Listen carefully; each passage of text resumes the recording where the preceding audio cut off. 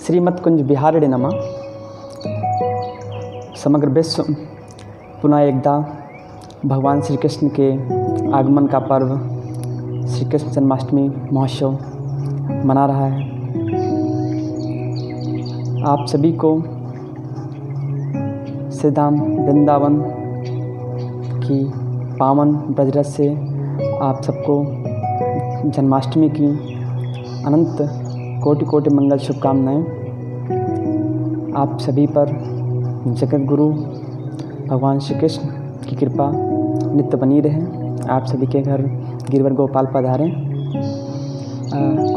कुछ विलक्षण बातें जो भगवान श्री कृष्ण के जीवन की, जिससे मुझको प्रेरणा मिलती है और मैं आज आप जो हमारे जीवन के जीने में सहायक होती है, आज मैं वो बातें आपसे साझा करना चाहता हूँ।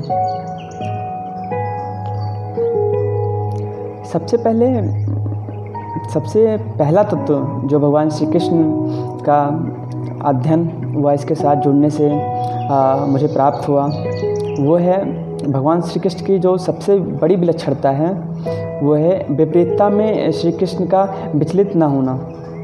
अर्थात भगवान श्री कृष्ण कभी भी कैसी भी परिस्थिति आ जाती थी, कभी विचलित नहीं होते थे, अपने मार्ग से प्रशस्त नहीं होते थे। हमेशा वो विजयी होने का कोई ना कोई रास्ता निकाल लेते थे।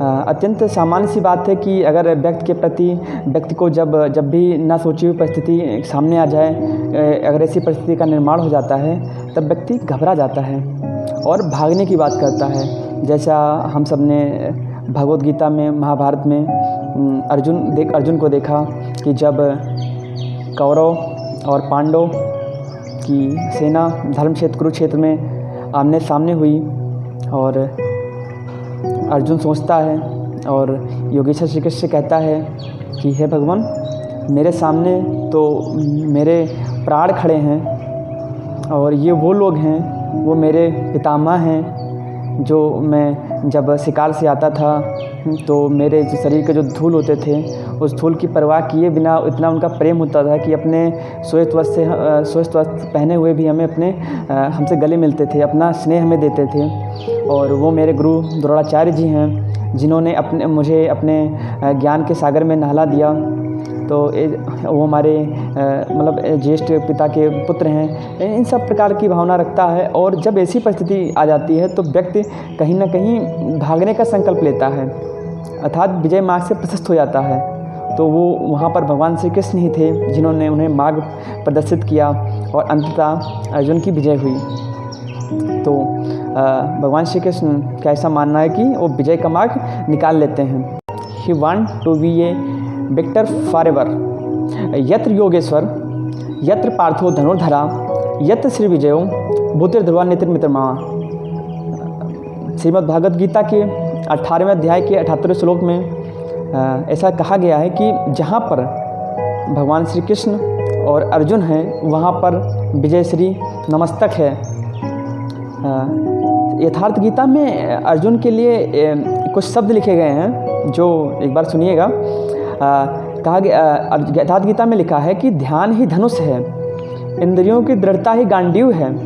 अर्थात स्थिरता के साथ ध्यान धरने वाला महात्मा अर्जुन है। तो हमें ये सीखनी चाहिए कि विपरीतता में हम कभी विचलित ना हों और हमें विजय का कोई ना कोई मार्ग, जीत का कोई ना कोई मार्ग प्रशस्त करना चाहिए। दूसरी बात, भगवान श्री कृष्ण को उदासी या मायूसी कतई मंजूर नहीं थी। Challenging situation will be there. जीवन में हमारी धारणा के अनुसार नहीं होता, कुछ अनहोनी भी घटित होती रहती है, क्योंकि जीवन है, कभी भी ऊंच नीच कहते नहीं कि हाँ ऊंच नीच लगा रहता है। तो ऐसी परिस्थिति में आप उदास ना हों और मायूस ना हों, हमेशा सदा प्रसन्न रहें। उससे कुछ हमें उपदेश लेना चाहिए, जिससे हम अपने आप में एक पॉजिटिव एटीट्यूड बनाए रखें। भगवान आज शंकराचार्य ने भगवान श्री कृष्ण के बारे में कहा है कि प्रसन्न भानुशोभमम। अर्थात भगवान श्री कृष्ण के जीवन में कई समस्याएं आई, लेकिन इन सारी समस्याओं में श्री कृष्ण ने कभी ना कभी कभी भी अपनी प्रसन्नता को नहीं खोया। और ये बात हमें उनसे सीखनी चाहिए कि परिस्थिति कैसे भी हो जाए, हमें हमेशा प्रसन्न रहना चाहिए। और तीसरी बात जो हमें योगेश्वर भगवान श्री कृष्ण से सीखने को मिलती है वो ये है कि भगवान श्री कृष्ण का जीवन रूटीन नहीं है। अधिकतर लोग जीवन में दुखी होते हैं, अनंत समस्याएं आती हैं, क्योंकि लाइफ क्या होती है, लाइफ मैकेनिकल होती जाती है और इस रूटीन से पुनः हमें घुटन महसूस करते हैं। भगवान श्री कृष्ण नित्य मौलिक हैं, प्रयोगशील हैं। कहा गया दिने दिने नवम नवम। भगवान श्री कृष्ण, ये श्रेष्ठ बात जो हमें उनसे सीखनी चाहिए। New to every day, he doesn't repeat himself. और चौथी जो सबश्रेष्ठ बात है उनकी, हमारे जीवन में हम जीवन यापन करते हैं, हम कार्य करते हैं, कर्म करते हैं, तो इन कर्म को करने के लिए हमें ऊर्जा की आवश्यकता होती है। या जो भी वाहन चलते हैं, वाहन चलने के लिए उन्हें एक ऊर्जा के तौर पर वो क्या लेते हैं, ईंधन का प्रयोग करते हैं।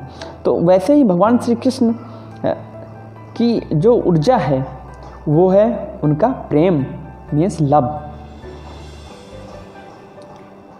परमात्मा श्री कृष्ण का ऊर्जा का स्रोत है उनका प्रेम। प्रेम की ऊर्जा को जैसे श्री कृष्ण ने समझा है और जिया है, वैसा कदाचित पूरे विश्व में कभी भी कोई जी पाएगा। और जैसा भगवान श्री रामचंद्र जी के लिए कहा गया है कि रामो विग्रहवान धर्मा, वैसे ही आज मैं भगवान श्री कृष्ण के लिए कहना चाहूँगा, श्री कृष्णो विग्रहवान प्रेमा। Shri Krishna as love in planet. उन्होंने जीवन में सभी से प्रेम किया, अपने मित्रों से प्रेम किया, अपनों से प्रेम किया, अनुकूल लोगों से प्रेम किया और यहाँ तक कि उन्होंने अपने शत्रु से भी प्रेम किया। प्राकट्य के 6वें दिन पूतना आई मानने के लिए वहाँ से लेकर के भगवान 125 साल तक इस धरातल पर रहे, भूतल पर रहे। इन आयुओं के बाद भी परमात्मा जब निज धाम को जाने लगे तो पुनः प्रस्थान करने लगे, तो उस समय निमित्त रूप में आए एक जरापार्थी ने जो तीर चलाया, उस जरापार्थी से भी परमात्मा श्री कृष्ण ने प्रेम किया, ऐसा शास्त्रों में वर्णित है। तो पूतना से लेकर के पारधी तक भगवान ने सबसे प्रेम किया। तो यहाँ तक कि जैसे एक मैं आज अद्भुत बात, भगवान ने तो गोपियों का प्रेम तो एक सब गोपियाँ को नाम लेते ही एक अद्भुत प्रसन्नता होती है कि भगवान श्री कृष्ण का जो गोपियों से एक अटूट संबंध, अटूट प्रेम था, आज भी उसकी लोग बड़ी बड़ी मिसाल देते हैं। और फिर गोपियाँ भी प्रभु के प्रेम का पात्र बनी। नंद, यशोदा, देवकी, वासुदेव, ये सब परमात्मा के प्रेम का पात्र बने। भगवान यशोदा, सुदामा मित्र सुदामा, मित्र मधुमंगल, ये सब प्रभु के प्रेम का पात्र बने। और वो अष्टरानियाँ प्रभु के प्रेम का पात्र बनी। और इन सबसे आश्चर्य क्या कि अगर वो शत्रु से भी अगर प्रेम कर लें तो हमें भगवान श्री कृष्ण से सीखना चाहिए कि हमें सबसे प्रेम करना चाहिए। वो तो साक्षात प्रेम के प्रतीक हैं। Shri Krishna the symbol of love. भगवान श्री कृष्ण जब मथुरा की युवराज बनते हैं, कुछ दिन बाद वो बहुत मन विचलित होने लगता है, बहुत परेशान से रहते हैं। और वासुदेव जी, देवकी जी चिंतित होते हैं कि हाँ आखिर मेरा लाला, मेरा कान्हा इतना परेशान क्यों है। तो वो खुद ना पूछने के बजाय वो भगवान श्री कृष्ण के मित्र उद्धव से कहते हैं। उद्धव भगवान बृहस्पति के शिष्य हैं, परम ज्ञानी और जिनको वेद पुराण में पारंगत हैं और भगवान श्री कृष्ण के मित्र हैं। तो वो उनसे कहते हैं कि उद्धव तुम जाओ, तुम उनके सखा भी हो, और उनसे पूछो कि क्या समस्या है, कान्हा क्यों परेशान रहता है। उद्धव भगवान श्री कृष्ण के पास जाते हैं और उनको प्रणाम करते हैं और कहते हैं कि हे श्री कृष्ण, आप किस बात से चिंतित हैं। तो भगवान श्री कृष्ण कहते हैं कि मैं तुमसे क्या बताऊं, जब से मैं मथुरा आया हूं तब से मुझे उन गोपियों की, मित्रों की, बाल सखा की मुझे बहुत याद आती है। और आप एक बार वृंदावन जाओ, मेरे लिए जाओ और वहाँ पर हाल लेकर आओ कि गोपियाँ कैसी हैं, हमारे बाल सखा कैसे हैं, हमारी गैया कैसी हैं। भगवान श्री कृष्ण के आग्रह पर उद्धव वृंदावन के लिए प्रस्थान करते हैं। और वृंदावन में भगवान श्री कृष्ण के बाल सखा जब से भगवान श्री कृष्ण गए हैं तब से नित्य उसी रास्ते पर, जिस रास्ते पर से गए थे उसी रास्ते पर सुबह आकर बैठ जाते हैं और भगवान को निहारते हैं कि अब मेरा कान्हा आ रहा होगा, अब मेरा कान्हा आ रहा होगा। शाम होती है और कान्हा नहीं आता है और मित्र वापस चले जाते हैं। ये नित्य चलता रहता है। एक दिन रथ आता देखकर मित्रों को बड़ी खुशी हुई कि आज शायद हमारा कान्हा आ गया। रथ को देखते हुए जिस रथ से उद्धव जी आ रहे हैं उस रथ के पीछे मित्र भगवान श्री कृष्ण की बाल सखा दौड़ते हैं और दौड़ कर जाते हैं तो उसमें देखते हैं कि हाँ, उसमें तो भगवान श्री कृष्ण है ही नहीं, उसमें तो कोई और है। वो अपना परिचय देते हैं कि मैं उद्धव मथुरा से श्री कृष्ण का मित्र हूँ और मैं आप सबका हाल जानने आया हूँ, मुझे श्री कृष्ण ने भेजा है। तो मुझे नंद रानी के महल का रास्ता बताओ। वो मित्र उदास होकर कहते हैं कि ये जो